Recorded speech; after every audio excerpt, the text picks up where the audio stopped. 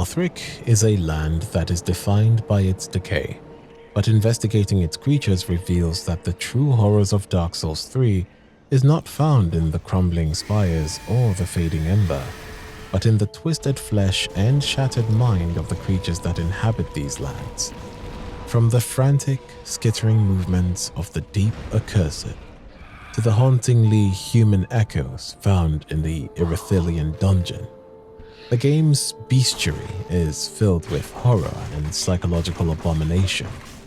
Yet these entities do not simply exist to be feared, or are monsters by choice. Instead, they are survivors of their own unfortunate fates. In the world of Dark Souls, monstrosity is the final stage of tragedy. Whether it is the result of a desperate grab for power or creatures that have been transformed into horrific monsters, every nightmare in Lothric has a history of suffering. And to truly understand these nightmares, we must investigate and look beyond their jagged teeth and their weeping cries. We must read their item descriptions, look at the environmental clues, figure out their lingering human traits, and piece together their tragic fates. As we begin our investigation at the very walls of the Lothric, we can find dozens of hollows and entities bursting from the seams of the scaffoldings and back alleys. The architecture of the high wall is grand, but the inhabitants have lost their minds and are praying to the very dragons that incinerated them. However, the most visceral horror is not that of the dragons or the knights. It is the sudden, violent eruption of a hollow. Navigating the rooftops, you will encounter a scene with a group of hollows kneeling and praying. But as you approach, the silence is shattered by a wet, tearing scream. A single hollow begins to convulse, its body swelling until it explodes into a massive mountain of black tar. This is the pus of man, an infection of the abyss that has succumbed to their last bits of humanity. The physical design of the pus of man offers a startling clue to their origin. Atop the black mass, we can often spot twisting horns protruding at random intervals. Their heads have a red-eyed serpentine-like shape that closely resemble Manus and the primordial serpents. This suggests that these creatures are somewhat related to the draconic entities. These beings are creatures manifested by the abyss, yet they remain tethered to the physical world through horrific displays of body horror. If one can stomach looking past the thrashing black tentacles, the original host's body is often still visible, fused into the base of the corruption. These hollows are being controlled by these abyssal creatures. The eerie, high-pitched shrieks they emit are the distorted cries of a human throat being stretched and warped by the weight of the dark. The real tragedy of man's pus is found in the history of the Dark Soul itself. Long ago, the soul of Manus, father of the abyss, was described as this extraordinary soul is a vicious, lukewarm lump of gentle humanity. This suggests that the essence of being human was intended to be calm and soft. However, when that humanity is agitated by the fading of the fire or the rot of the world, it goes wild. The pus of man is a representative of this catastrophe. These creatures do not exist for the sake of being evil, but are the victims of their own internal nature. Our investigation finds its most concrete evidence in how these monsters react to the world around them. As abyssal entities, they are uniquely vulnerable to the Farron Greatsword and the Wolf Knight's Greatsword, weapons forged by those sworn to hunt the abyss. But perhaps weirder is their reaction to fire. When ignited by a torch or a firebomb, the pus of man staggers and rolls, displaying immense agony. In the age of Dark Souls, fire represents the age of the gods, and contrary to that, the pus of man is a creature of the abyss. I think that the creature is rejecting the fire or the light, which is symbolic of the firebombs, as the world has been in stagnation for too long. Even the hollows themselves are pleading for a new age, an age of gentle humanity. Summing up, the pus of man represents the internal tragedies for these creatures. The tragedy of the human soul that has become so heavy and unstable that it literally bursts through the seams of its host. But as we descend from the rooftops to the high gates of the city, we encounter a different kind of tragedy. One not of internal corruption, but of external manipulation. Guarding the exit to Lothric is Vordt of the Boreal Valley. At first glance, he appears to be a mindless armored beast, charging on all fours with a massive mace and a breath of freezing frost. But look at his design and the item he leaves behind. It reveals that Vordt is perhaps one of the most tragic figures in the game's opening hours. Vordt was a high-ranking outrider knight serving under the tyrannical Pontiff Sullivan. When we investigate his anatomy, the horror of his transformation becomes clear. His armor is not just worn, it is fused to his warped, oversized musculature. He moves on all fours like a rabid hound, yet he still wields a knightly mace, a shadow of the warrior he once was. The true horror of Vordt is his loss of posture. In the real world, standing upright is a symbol of humanity. Only animals walk on their hind legs. By stripping these outrider knights of their most profound symbol of humanity is like stripping them of their dignity and reducing them to the likes of territorial animals. To understand what made Vordt transform into this horrific creature, we must look at the Pontiff's eye rings. The item description of Pontiff's left eye reads, "Knights who peer into the black orb are lured into battles of death, transformed into frenzied beasts." No wonder the Pontiff only provides these rings to those dispatched to foreign lands. Sullivan gifted these rings to his knights as they were sent into exile, under the guise of providing them with strength for their journey as they exiled and dispatched from their lands. However, the black orb mentioned in the description acted as a poison to their existence. It forced the wearer into a state of perpetual combat, where the only way to feel alive and find relief was through the act of killing. Over time, this constant bloodlust began to physically rewrite their anatomy. As the knights spent years hunched over in predatory stances, their spines curved and their limbs lengthened until they could no longer stand as men. Vordt is the final agonizing result of this process. His body has grown so large and distorted that his knightly armor has cracked and fused directly into his skin, making it impossible to ever remove. This is even evident as, after defeating Vordt, we can obtain his armor. Unlike a lot of humanoid creatures and enemies from whom we can obtain the armor they wear, it is impossible with Vordt. Also, Vordt's mask was originally going to be an item that was obtainable, but was later cut from the game, probably due to the mismatching of the lore tied to Vordt.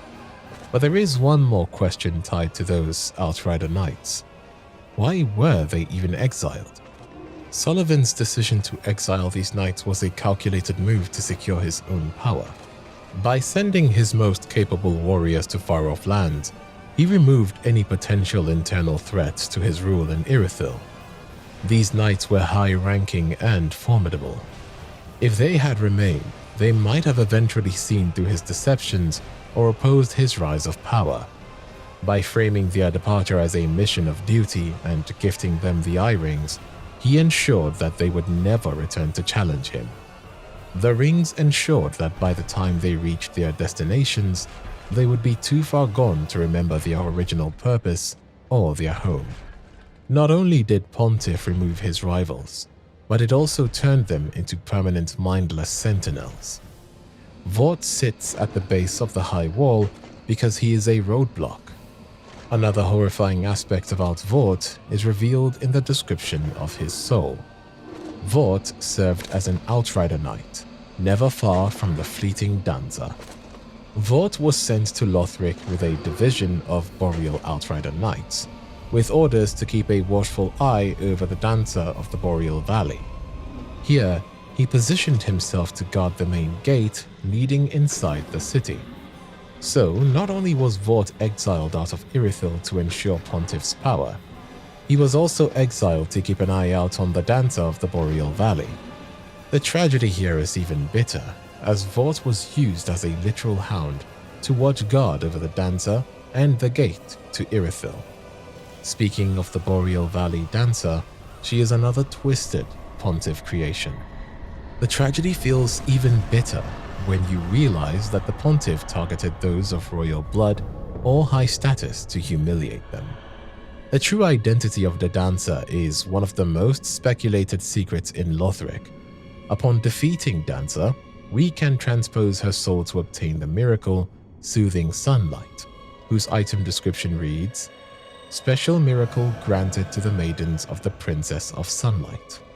This miracle was once exclusive to those who served Guinevere, the Princess of Sunlight, suggesting that the dancer was likely a direct descendant of the old gods or high-ranking member of the royalty. Sullivan took this woman of noble lineage and forced her into the role of a dancer, a position designed to strip her of her dignity and turned her into a source of entertainment before ultimately exiling her as an outrider knight. Her design is a haunting display of this degradation. Unlike Vordt's heavy hulking mass, the dancer was stretched into a spindly, elongated frame, which is very eerie. She looks unnaturally thin and lanky. Her physical design looks like someone who has not eaten for days on end. The horror of her transformation is tied to the Pontiff's right eye. This eye rewards relentless aggression, and the item description notes that it eventually transforms the wearer into a frenzied beast. We see this in her second phase when she draws her second blade. She becomes way too aggressive and has that iconic spinning attack. Beyond her movement and the influence of the rings, the most haunting evidence is found in her sound design. Investigators in the community discovered that if you isolate and reverse the audio of the dancer's various sound effects, you can hear what sounds like a woman screaming in agony. This is especially apparent during her cutscene, her dark dagger strikers, and her grab attack. These sounds are layered and muffled, but they suggest that the human being inside her armor is still conscious of her transformation. Every time she strikes or lunges, she does so in a scream of pain. It feels as if she is trapped behind the thin veil of her armor, forced to watch her own limbs move against her own will. Now, with the Boreal Knights defeated and the path forward clear, we move down to the cliffside, to the undead settlement, which is a dilapidated township filled with crude buildings and rotting corpses. And amongst the midst of these corpses, scattered throughout the undead settlement, lies the cage spiders. The physical design of these creatures is very unsettling. They are a mass of corpses crammed and fused together to be a single entity. The creepiest detail is how their limbs sprout through the bars. At the bottom of the cage, several human legs protrude outwards from their cells in unnatural angles, mimicking the look of a spider. However, despite their names being spiders, they are almost entirely stationary. They cannot skitter or roam. They lie in wait, trapped in the very iron that defines their shape. But I think the real horror is their existence. They have been stripped of their freedom and then denied even the mobility of the beast. They are permanent living monuments to a life spent in a cell. The fact that these were once individuals with somewhat a sane consciousness is confirmed by the caged madman, a non-hostile variant found tucked away in a small hamlet. Unlike the others who flail in mindless aggression, this one speaks, or rather, It signs a cryptic rhyme about Nana and the mound makers, proving that a human mind still flickers inside that mass of meat and iron.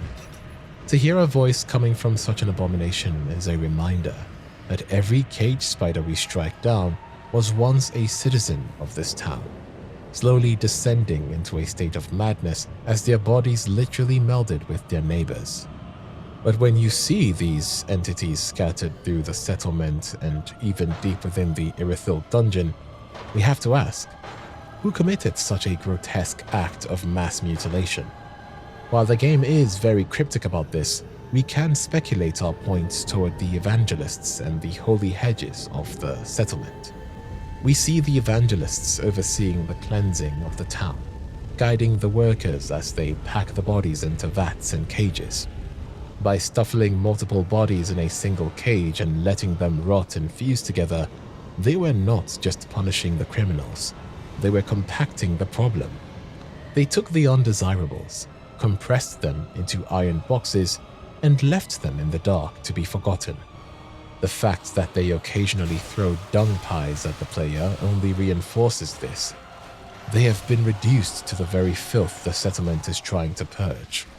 Speaking of the Evangelists, they are the main pillars of the suffering we see in the undead settlement. While they arrived under the guise of teachers and mentors from the Cathedral of the Deep, their true purpose was far more predatory. They were sent to harvest the citizens of the settlement as cleansing of the bastard curse. Our investigation reveals that this cleansing was merely an excuse for sadistic butchery. When we look at the physical design of an evangelist, the mask of religion quickly slips away. Despite their motherly robed appearance, their belts are lined with real-world torture instruments, including a whip at her belt, and especially their choice of weapon, which is the spiked mace. The item description reads, "Choice weapon of the Evangelists of the Cathedral of the Deep, mentors of the dwellers of the undead settlement. Its long, sharp spikes cause great pain and bleeding. Even their holy book is used as a blunt instrument to crush the skulls of those who won't submit. They also use an incantation called Dorhi's Gnawing, which is described as a spell which literally gnaws at the flesh of its victims. All of these items are not symbolic of faith, but are the tools of professional torture. Even during combat, they are rather odd. They are one of the very few enemies with dedicated voice lines for any enemy.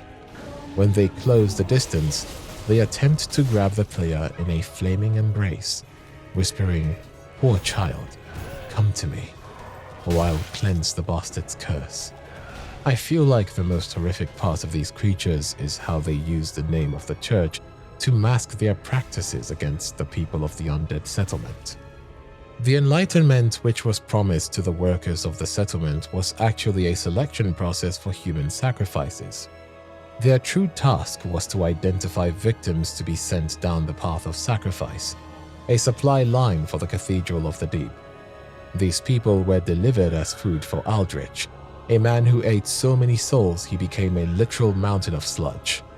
In a cell in Irithyll, an evangelist called Dorhis the Deranged can be found weeping. This is proof of where faith leads. She wallowed in the darkness and taught its ways until it consumed her mind, showing that the evangelists eventually fall into the same rot they inflict on others. The misery spread by the evangelists and the rot of the deep had to be contained. To manage this, the residents of the undead settlement turned to a ritual solution. They used an ancient tree to seal away their worst curses. They hoped that by burying their sins within the bark, the problem would disappear. But that was quite the contrary instead. The tree absorbed this spiritual filth. It transformed from a holy site into a living monument of the city's collective suffering. The villagers pray to it not as a god, but as a vessel for the filth they refuse to face. But the true horror lies in the physical design of the curse-rotted greatwood. Its body is covered in swollen, pus-filled sacs that resemble boils or eggs. These are not really signs of new life, but are the effects of a curse. Humanoid limbs sprout from its trunk, and corpses are fused directly into it, and hanging off its branches is the most horrific part of this design. Hanging off the branches are several sacks with eggs, and hanging down from the sacks are limbs of what appears to be that of a human. These dangling limbs suggest that the tree did not just absorb the abstract idea of curses, it physically manifested them. In historical folklore, there is a concept known as a sin-eater, an individual who would consume a ritual meal to take the sins of the deceased. Similarly, the greatwood is symbolic of that, but it lacks the means to process what it has taken in. It is like an industrial landfill that has become so overfilled, it begins to leak toxic waste into the local environment. The true nature of this failure is revealed during the second phase of the encounter. As the tree's belly ruptures, a massive pile with arms reach out. This limb is smooth and humanoid, contrasting sharply with the rough, rotting bark of the tree. It resembles a birth gone wrong. This imagery is similar to the grotesque mutations found in the Magna Berserk, where humans are wrapped into monsters by forces beyond their control. This arm represents the concentrated essence of the resentment and pain that the villagers tried to hide. It is as if the tree is trying to vomit up the very thing it was forced to swallow. The most important item we recover from this wreckage is the transposing kiln. In the hands of the villagers, this was likely a tool they could not or would not use, as they were too focused on disposal and hiding their sins. In real-world history, we see societies that try to erase their dark chapters by burning books or hiding mass graves. But true progress only happens when those chapters are read and understood. The kiln lets players do just that. Instead of letting a soul rot in a tree or a pit, you take the curse and forge it into a weapon or a tool. Deep in the marshland of the Crucifixion Woods, the atmosphere shifts from the frantic noises of the corvains to a heavy, stagnant silence of the swamps, and amongst these lies the Lycanthrope. These creatures are not traditional werewolves as their name suggests. Instead, they are tall, skeletal humanoids with pale, sickly skin and long, jagged claws. They are found huddled in the mud, often dormant and seemingly peaceful until they are disturbed. When they sense a threat, they snap into a state of feral rage, moving with speeds that even defies the human eye. The most striking part of their design is the large wooden cross strapped to their backs with heavy iron chains. Beside being a burden, these crosses greatly restrict them. In historical terms, the cross is a symbol of public execution and shame, used to pin a person's body and spirit. By strapping these men to crosses, the authorities of Lothric, or perhaps the Church of the Deep, were attempting to fix or suppress the beast within. The cross, which was meant to hold them down, now ironically has become a part of their anatomy, serving as a wooden shield that prevents us from landing a backstab. I think the most tragic part of the Lycanthrope is the dormant phase. Before the fight starts, they look like they are in a deep, exhausted sleep. It reminds me of a bear or a lion that has finally collapsed from fatigue, only to bite anyone who tries to help it. We see a single Lycanthrope in a cell in the Irithyll dungeon, which provides a massive clue to their origin. This suggests they might have been subjects of Pontiff Sullivan's experiments, a forced artificial mutation. They are man-beasts created through trauma and confinement. Their grab attack, where they pin you down and bite at your throat, is a very animalistic act of hunger. The Lycanthrope sound design also adds a layer to this fear. Their screams are high-pitched and very eerie, lacking any remaining human tone. It is the mind of a creature that has completely snapped under the weight of the transformation. They were bound to a cross to stay human or holy, but the tortures of the binding is exactly what drove them to become beasts. Leaving the Crucifixion Woods, we descend the ladder and enter the toxic swamps of Farron Keep. This is a place where the air itself is toxic and ground is a thick, poisonous sludge which hinders your movement. But the most horrific part of the swamp is not the poison or the ability to traverse. It is due to a creature called Ghru. These beasts closely resemble bestial satyrs or goats. They have long thin limbs, cloven hooves, and animalistic heads with curved horns. While they look like mindless monsters, they are actually tribal warriors. They use spears, curved swords, and wooden shields to defend the swamp. The equipment these creatures carry confirms a tragic history of decline. According to the descriptions of the rotten Ghru curved sword, these beasts are the descendants of the acolytes of Farron Keep. This implies that the Ghru were once human priests or servants who tended to the Abyss Watcher. Over centuries of isolation in the swamp, they have devolved. Their blades are also no longer polished steel or heavy iron. They are instead turned rancid and drenched in rotten waste, making them acutely poisonous. The Ghrus have turned their own filth into a tactical advantage. Their defensive gear tells the same story of desperation. The Ghru Rot Shield is described as a rotting makeshift shield that is barely effective. However, because it is so saturated with toxins, it has become resistant to poisons. They have become so biologically mutated that the very thing that kills and affects the outside world no longer affects them. However, I think the most visceral horror is definitely found in the unarmed Ghrus, often referred to as the Mad Ghru, which perfectly matches their demeanor.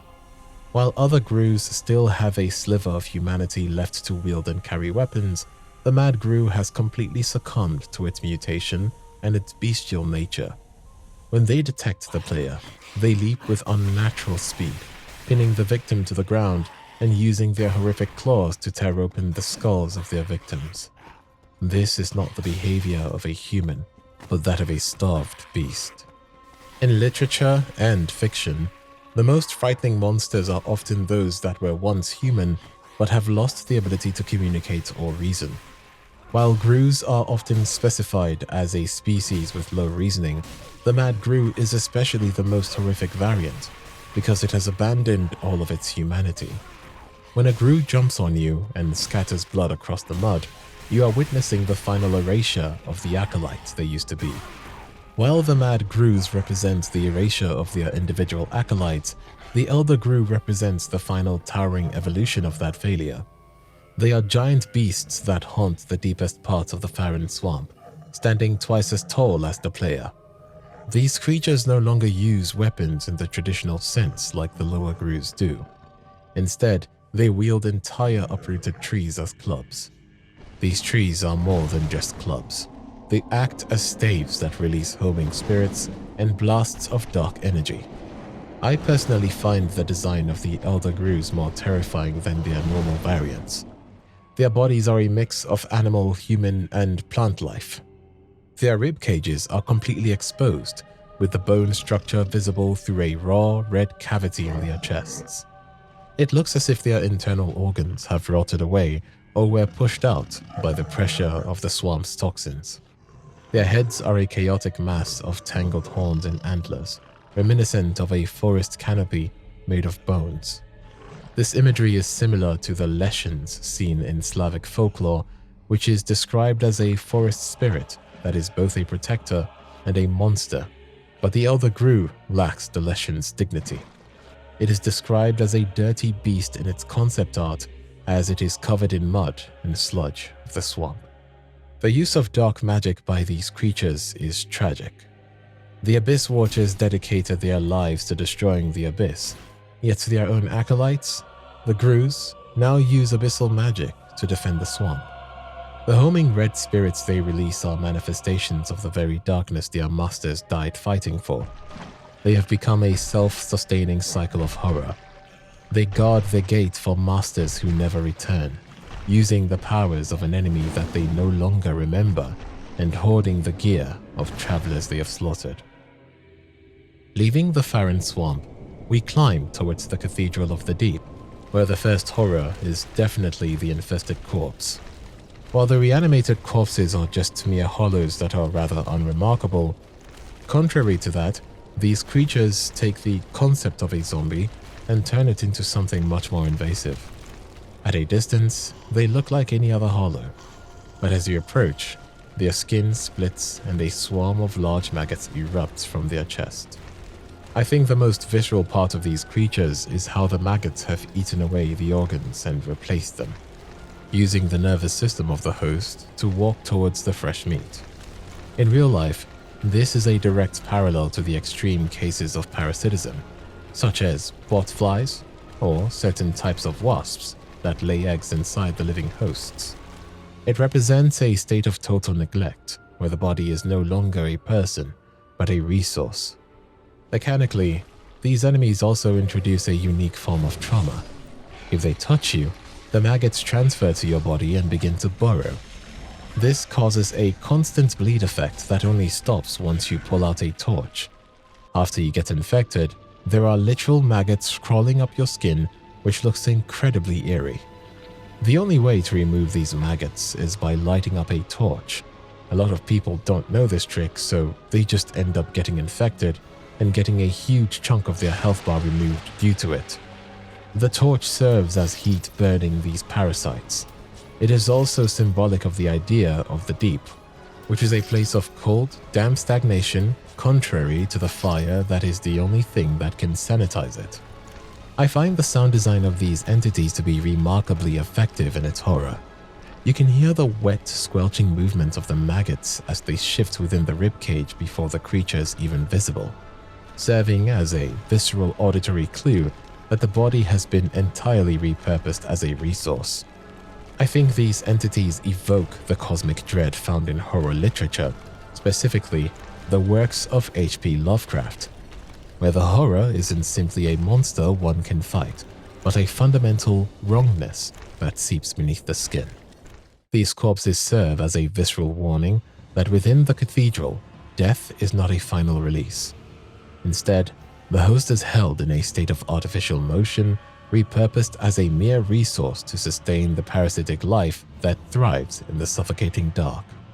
But there is one more evolution to this monstrosity, and that is summed up by the corpse grub. These are massive slug-like molds of giant maggots that have grown so large and numerous that they have fused into a single entity. They no longer require a human host to move. They have fully consumed the hollow to act as a single entity now. There is no skeleton, no face, and no recognizable anatomy of what they used to be prior to their transformation. It's like it's an entirely new creature now.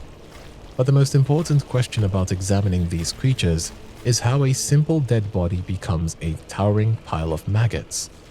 In a healthy world, fire would consume the dead and return them to ash. In the cathedral, the deep has replaced the fire. This environment stops the natural process of decay. Instead of rotting away, the body remains wet and heavy with the dregs of the human soul. The maggots we see are parasites feeding on the dark parts of humanity. They enter the reanimated corpse and begin to multiply. As they consume the internal organs, they destroy the body and replace it with maggots. I think the most disturbing part of this process is replacing the skeleton. Prior to the full transformation, the reanimated corpse has a skeleton and a frame. But when it fully transforms into a corpse grub, its entire frame is replaced by a mass of huge maggots and wet slime. It reminds me of the way a landfill operates. When organic waste is packed too tightly without oxygen, it does not disappear. It turns into a toxic, pressurized sludge. The maggots have eaten the soul until there is nothing left but their own hunger. This is why the creature has no face nor eyes. It does not need to see or feel the world. It just needs to infect its next victim. Giant slaves are another scary sight. These are massive beings which are found in the Cathedral of the Deep, Irithyll of the Boreal Valley, and Irithyll Dungeon. They are several stories tall, yet they are treated as nothing more than stationary equipment. They are a race of giants that have been broken and enslaved by the Church of the Deep. The physical design of the giant slave is a map of their suffering. They wear simple loincloths and are bound by heavy chains. In the cathedral, two giants are forced to stand in a pool of sludge and toxic slime. This sludge is filled with parasites and waste, and greatly slows the player's movement. I think the most horrific part of their design is their lack of sight. Many appear hooded or blinded. This suggests the church did not want them to see the world they were guarding or the filth they were standing in. I feel their sleep habit is a defense mechanism. They are usually found in a deep slumber, only waking when the player attacks them. In real-life history, we see similar behavior in captive animals, like elephants in circuses. These animals are often chained by one leg from a young age. Eventually, they stop trying to escape because they have learned that they are powerless. This is known as learned helplessness. The giants sleep because their reality is too painful. They have outlived their freedom and now exist as living walls. The items these giants drop provide a grim answer to how they are perceived. The only thing besides titanite chunks that they drop are dung piles and stalk dung piles. It implies that their diet consists of literal waste, or that the church views their existence as nothing more than filth. In any other context, a giant would be a figure of awe and power. Here, they are reduced to waste disposal units. It reminds me of the untouchable castle in various historical caste systems, where certain groups were forced to handle the waste of society and were subsequently viewed as unclean themselves.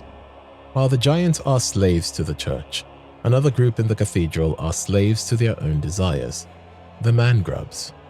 These creatures represent another kind of tragedy, not one of forced labor, but of a pursuit of perfection that resulted in a total loss of the human form.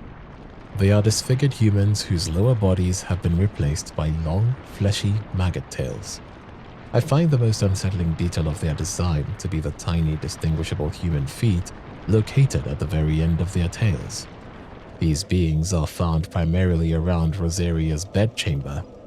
The lore suggests they are the result of rebirth.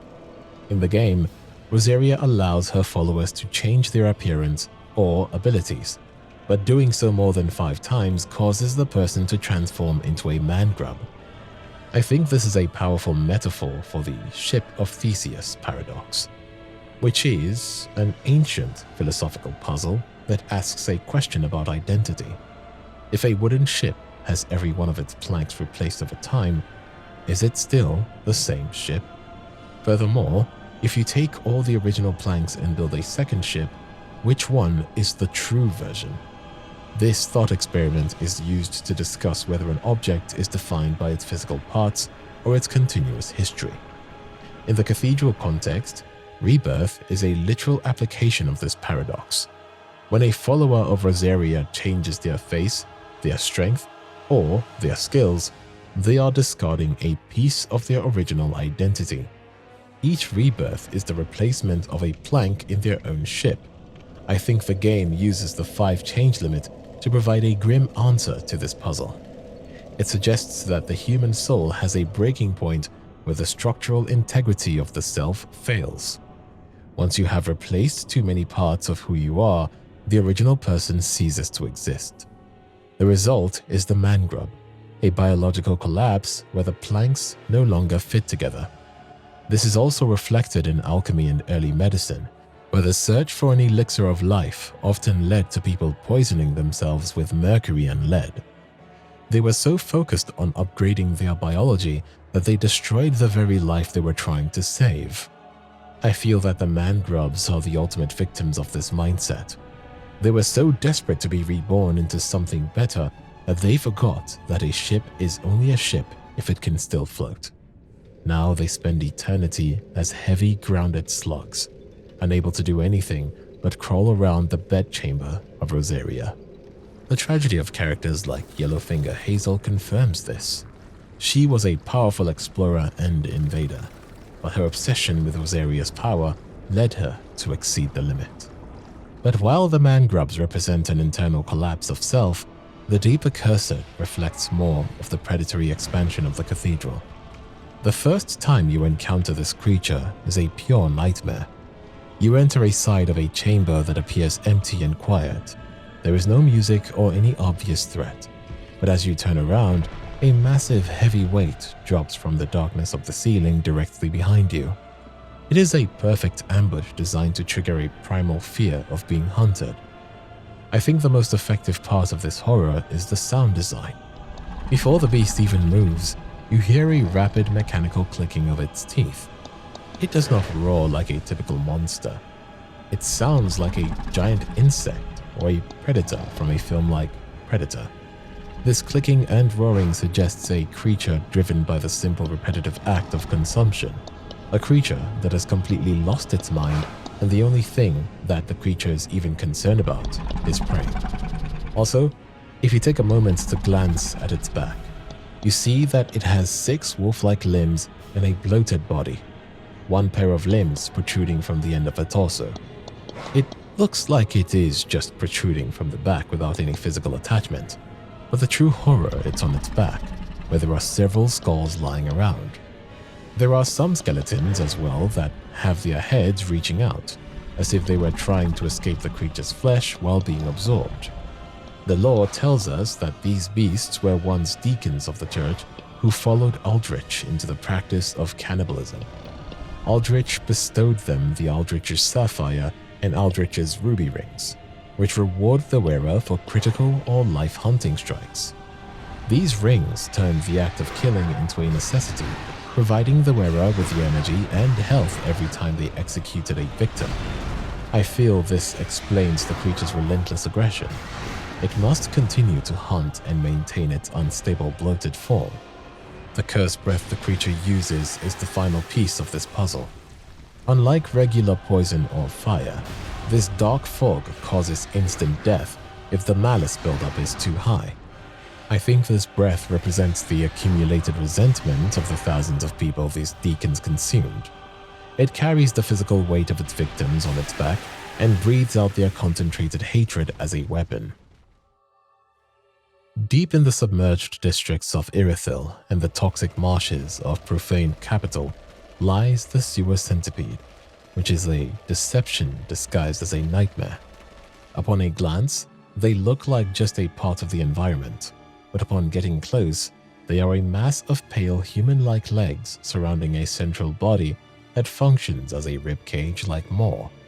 However, the primary horror is the long black human hair that floats on the water's surface while the creature is dormant.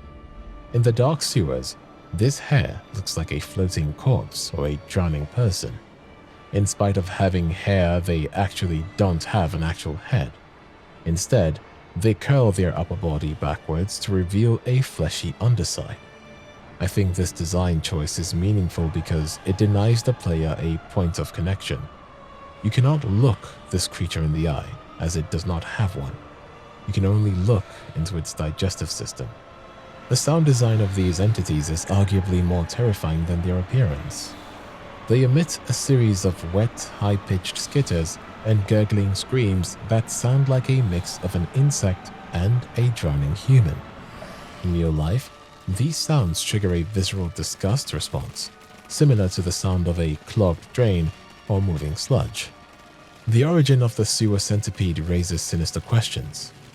I believe they are another byproduct of the Deep and Sullivan's influence. The presence of human hair suggests they may have been human once, or they have consumed so many humans that their biology has begun to mimic them. They drop green blossoms and purging stones. Green blossoms are known to improve stamina and are often associated with life and growth, while purging stones are used to reduce hollowing.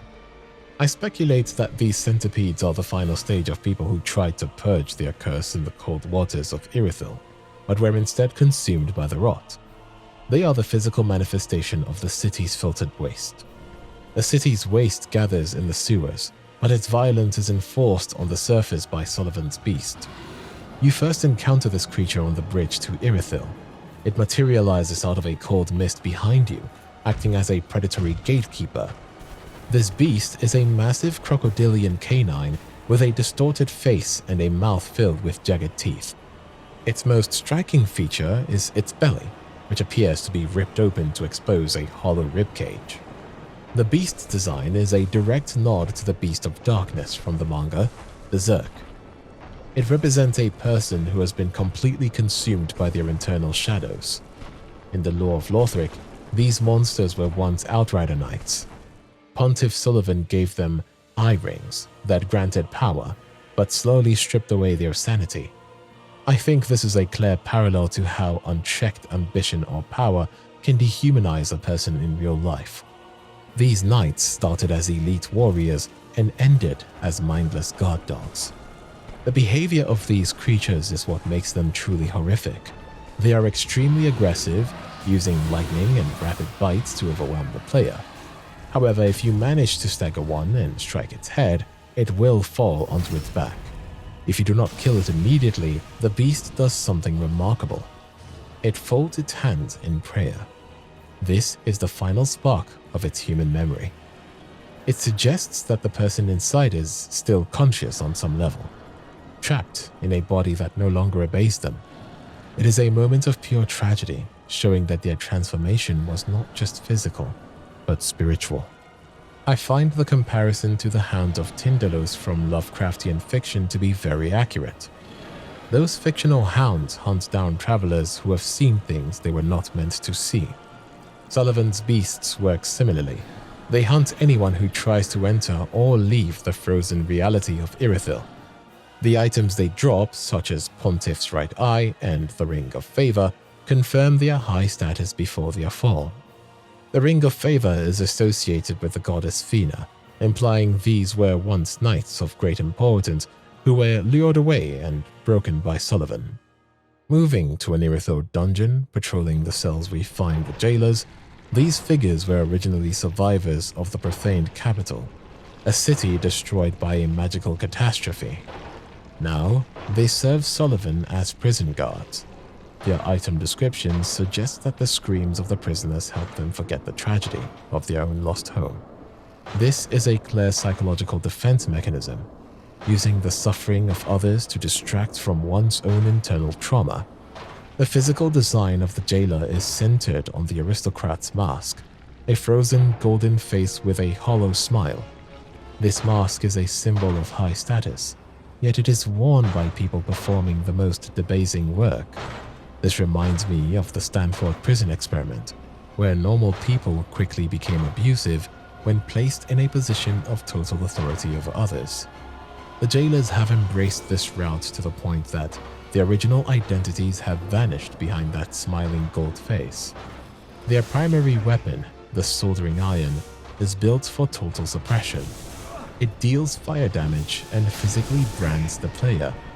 This mark blocks the use of Estus and makes your character move as if they are over-encumbered. In our world, branding was a method used to mark criminals or slaves, permanently stripping them of their status as human beings. The jailer uses this tool to take away your two most important assets, your hope and your freedom. The most horrific mechanic, however, is their gaze.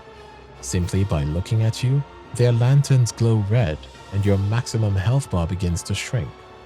Their presence is eroding you. Also, a small detail that I noticed was the dungeon is filled with hollows and cage spiders. These hollows wear tattered rags and have lost their branding irons. Also, the masks of the jailers are found lying on chairs, or their robes are wrapped around the cage spiders, suggesting that when a jailer is no longer useful, they are fed to the very system they helped maintain. But while the jailers are oppressors of the dungeon, the wretch is the proof of the horrific experiments that took place in the dungeon. The wretch has a pale, distorted, massive human-like head attached to a thin, shriveled body.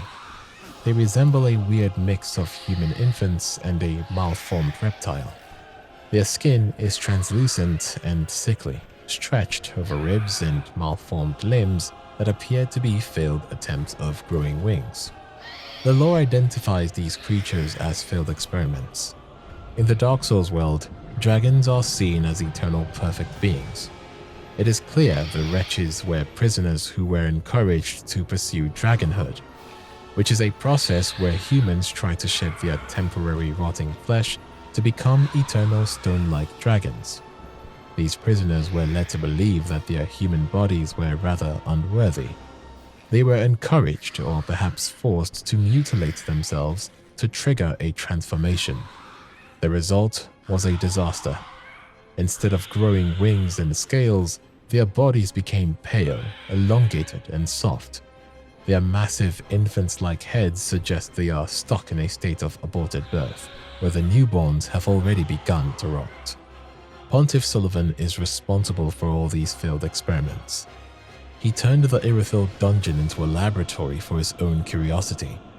When he used the Outrider Knights as frontline weapons, he used the prisoners of the dungeon as test subjects for his theories on evolution and the Abyss. Sullivan provided the environment, tools, and false hope of ascension. However, the prisoners themselves share a tragic burden of responsibility. As the item description states, they naively mutilated themselves. They were so desperate to escape their cells and their humanity that they became willing participants in their own destruction. The fact that these experiments were failed and then simply left to rot in their cells is the final insult. Sullivan did not even bother to dispose of them. He kept them as a living warning to other prisoners. Their high-pitched, agonizing shrieks serve as a functional purpose.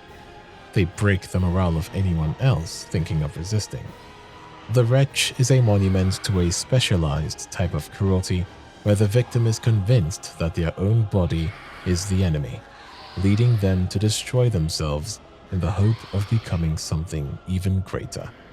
This reminds me of a classic novel, The Island Doctor of Moreau, by H.G. Wells.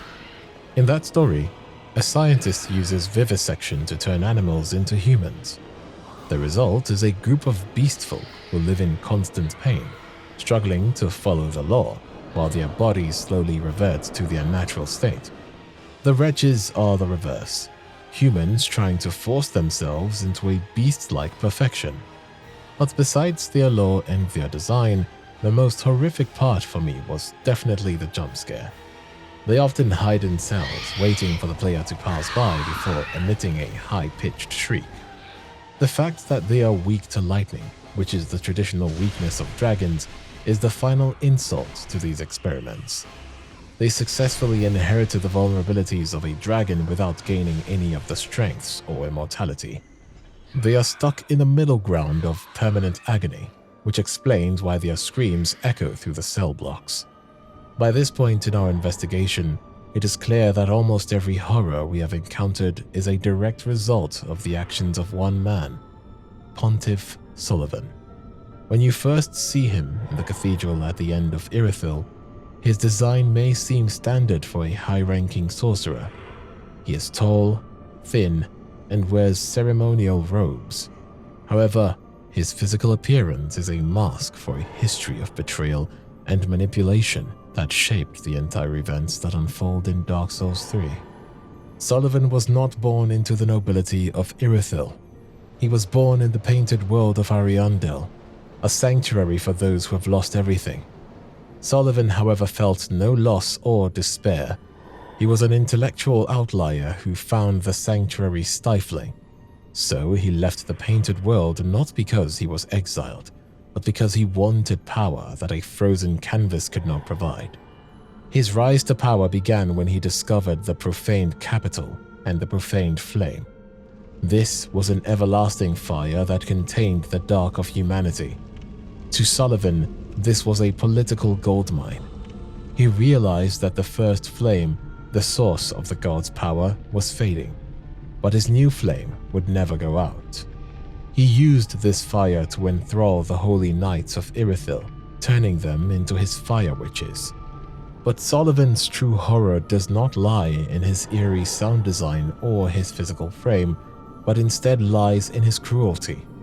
He imprisoned Gwyndolin and allowed him to be eaten alive by Aldrich. This act removed the old leadership of the gods and gave Sullivan total control over the city's religious narrative. He then turned his own elite warriors into beasts using the eye rings. By forcing the outrider knights such as Vordt and the Dancer to wear these rings, he ensured their absolute obedience by stripping away their minds. Sullivan's influence extended into the Irithyll dungeon, which he turned into a factory for human experimentation. He recruited the survivors of the profaned capital to act as jailers, using their trauma to fuel their cruelty towards the prisoners. In these cells, he attempted to force human evolution toward dragonhood, resulting in the malformed wretches. He viewed human life as raw clay to be reshaped for his curiosity. He did not want to save the world, but rather, he just wanted to own its remains. Along with the Pontiff, Aldrich is a central figure in the world's decline in Dark Souls 3. His transition from a man of faith to a mass of sludge is due to his uncontrollable gluttony. Aldrich began as a cleric of the Way of White in Irithyll. His habit of eating humans eventually caused his body to collapse into a rotting sludge. Despite his depravity, he was forced to become a Lord of Cinder because of his sheer power derived from the souls he consumed that made him a potent fuel for the first flame. When you find him in Anor Londo, he's occupying the same cathedral where Ornstein and Smough once stood. He's currently in the process of devouring Gwyndolin, the last remaining deity of the Old Sun. The humanoid figure you see rising from the sludge is actually Gwyndolin's body being used as a puppet. The most disturbing detail of this encounter is the sound design. The moans and screams heard during the fight suggests that Gwyndolin is still alive and conscious while being digested. The ambition of Sullivan found its fuel in the profaned capital, but the cost of that discovery is best seen in the monstrosity of sin. These are perhaps the most visually repulsive creatures in the series. They are massive hairy beasts with a giant multi-fingered hand where a head should be.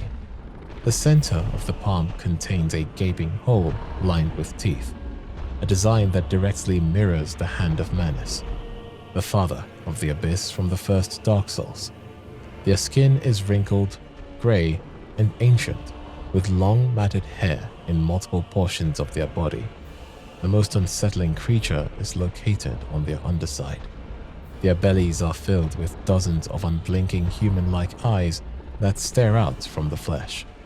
The behavior of these creatures adds an extra layer of horror, as despite their size and power, they move and rest like human infants. They are often found sleeping in a curled position or crawling clumsily across the floor of the ruined church.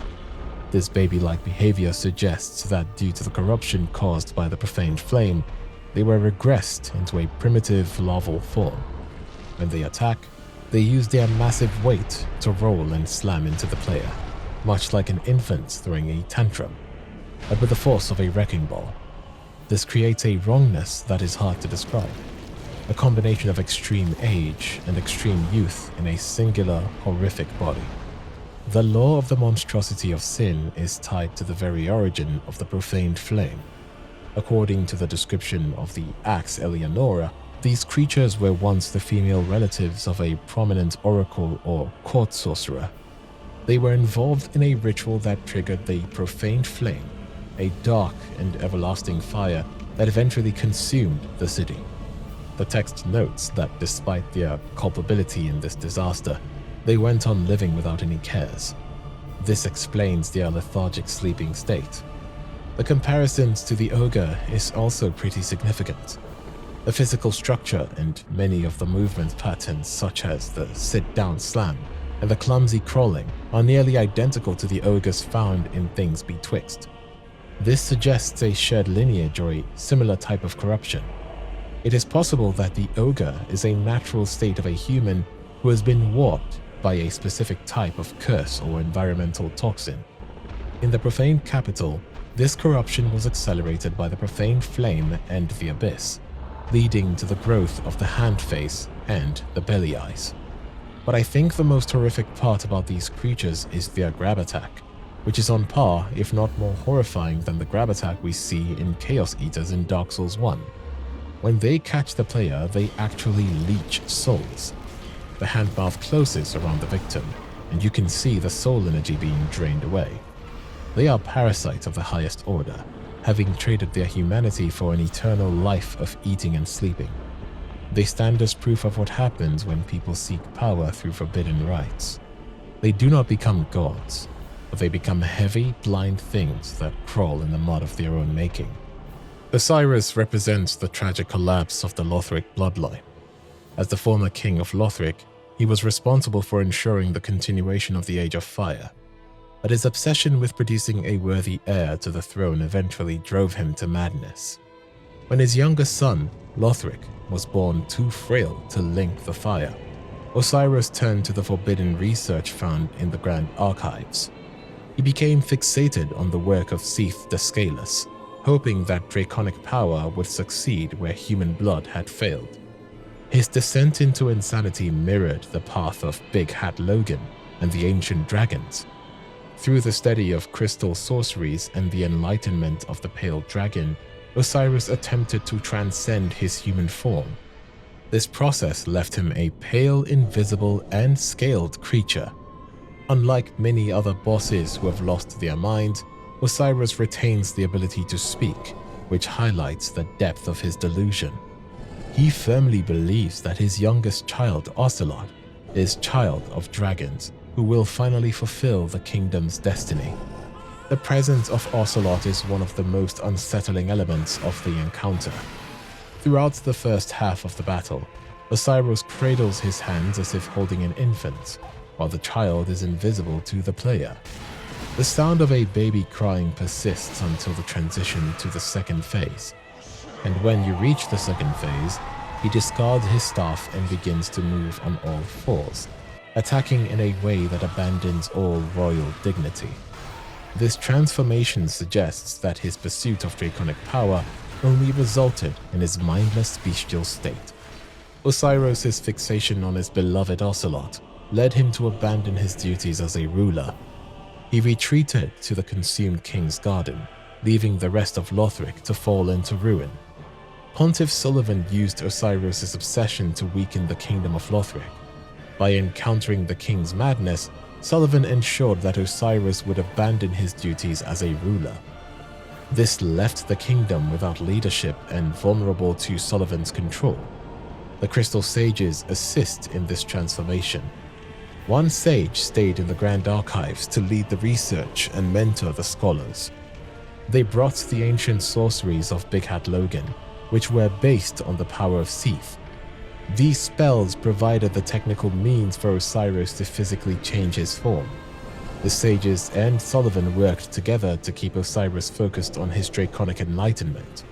This allowed them to control the kingdom's knowledge and military while the king hid in his garden. Oceiros eventually lost his mind and his sight, becoming a monster who protected an invisible child while his kingdom fell into ruin. Moving into the end of the world, the Dreg heap is literally a pile of history where kingdoms from different eras like Lothric, Earthen Peak, and Firelink Shrine have collapsed into one another. Similarly, this collapse is the home to the pilgrims of Londo, who have traveled across these ruins specifically to die at the end of the world. These pilgrims were once regular humans who succumbed to the undead curse. They wear heavy stone covers chained to their backs to keep their internal darkness from leaking out. This darkness, known as the pus of man, is a volatile oily substance that erupts from the flesh when a soul becomes too stagnant. By strapping these shells to their bodies, the pilgrims force their humanity to ferment and compress. They do not seek a cure for their condition. They seek a specific kind of death that allows this internal rot to evolve. The horror begins when the pilgrim finally dies and the body serves as a womb for something non-human. The pilgrim pupa is a fleshy, moist larva that bursts through the tattered robes and brittle ribcage of the human corpse. It is a pale pulsating thing with the texture of a maggot, yet it grows much beyond the size of a man. This creature represents the ultimate demise of a human structure and frame. The angel in the sky is not a separate being, but a psychic projection created by this larval host. While it possesses wings of light, its lower body is a segmented chitinous tail that resembles a locust. The light it emits is not warm or comforting. It is a weaponized energy that burns the skin and inflicts curse, a status that turns the victim's blood into jagged crystals from the inside out. The horror lies in the deception. The divine messengers that the maiden Gertrude worshipped are revealed to be the ghosts of human rot. The nature of an angel is to guide or heal, but quite contrary to that, they are territorial predators that kill anything that comes near their physical maggot-like bodies on the ground. The pilgrim butterflies seen at Lothric Castle provide a glimpse into an incomplete or failed version of this metamorphosis. These creatures are skeletal and tree-like, with limbs that look like charred wood and skin that has the consistency of dried leather. Their design is particularly disturbing because their bodies are bent backwards so violently that their rib cages jut outward, exposed to the air. They lack the ability to protect a separate entity, which forces them to act as parasites on physical objects like the Dragon Slayer armor. They are trapped in a state of permanent agony, trapped between being a hollowed human and a fully formed angel. They drift aimlessly in the sky, mindless and reactive, serving as a reminder that the path to ascension in this world sometimes ends in total failure. The ringed city serves as the final basin for the world's remains, a place where the Dreg heap's debris eventually settles into a thick, abyssal swamp. And within this swamp, we find the white-faced locusts, which resembles a specific form of deformation. Their design is a direct assault on the senses, featuring a flat human-like face grafted into a massive segmented insect body. Something looks very off when you take a look into the physicality of its body. Even though the rest of the body is that of an insect, you can still see the remnants of what its human face would have looked like. These creatures are not mindless monsters, but preachers who have abandoned their sacred duty for the sake of gluttony. They were meant to lead humanity into the dark through sermons, but they became consumed by their own hunger, proving that even the messengers of the abyss can fall victim to their own desires. The locust's fear is rooted in the proximity to humanity. Unlike most beasts in the series, these creatures speak. Their grab attack is particularly gruesome. The creature uses its human-like hands to pull the victim towards its insectoid mouth, biting repeatedly to partake in the player's flesh. They refer to humans as kin, suggesting that they either rose from human souls or are a distorted evolutionary branch of humanity itself. We have investigated the twisted anatomy of the pus of man, the tragic degradation of Vordt and the Dancer, and the literal human waste that populates the Irithyll dungeon. These are not monsters for the sake of being monsters, but results of their own unfortunate fates. But there is the most horrific realization of all. After looking into the empty eyes of the wretch or hearing the muffled screams of the dancer, we don't simply turn off the game or walk away in disgust. In fact, we lean in and go back to the bonfire and repair our blades. Why is it that a world defined by such absolute misery, a world that treats your characters like a resource and your progress like a curse, is the only place where you feel most alive in? To find that answer, we have to look past the psychology of these beings and investigate our own psychology. Step with me into the world of Lordran and find out why you can't stop playing Dark Souls.